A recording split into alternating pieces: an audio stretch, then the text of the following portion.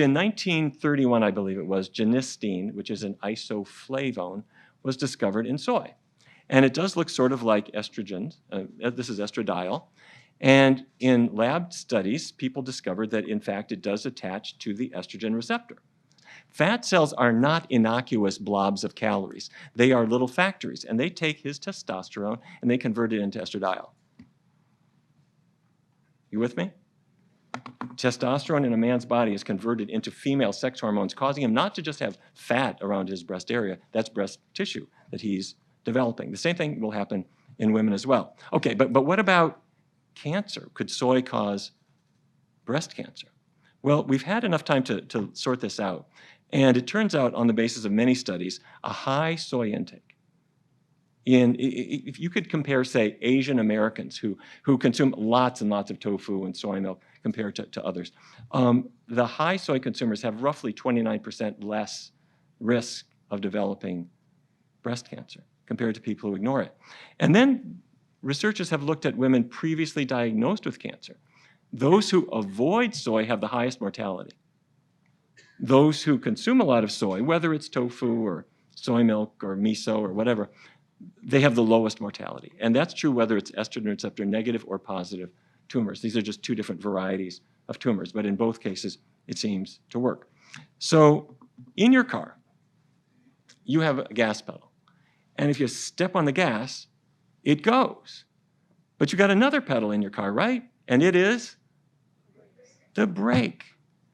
Soy hits the brake.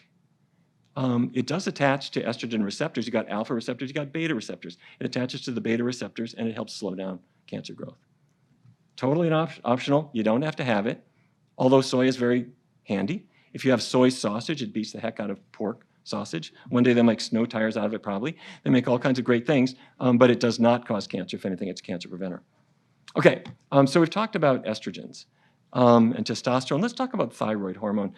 So many people have thyroid issues, but they're vague. Your thyroid gland is at the base of your neck, and it regulates energy in the body. So if you're hypothyroidism, you're low, and you feel weak, and you feel sensitive to cold, you might be constipated, you might have weight gain, you might feel depressed, your skin and hair change, and doctors won't know what to make of this because these are sort of everyday symptoms. But sooner or later, the doctor will do a blood test, and that will tell the story.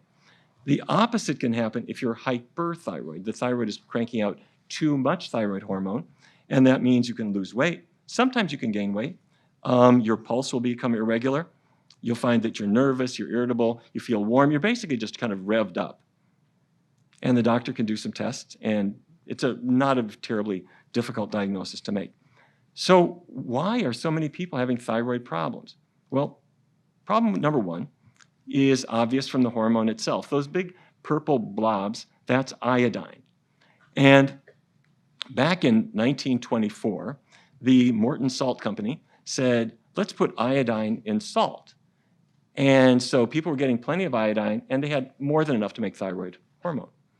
However, I started using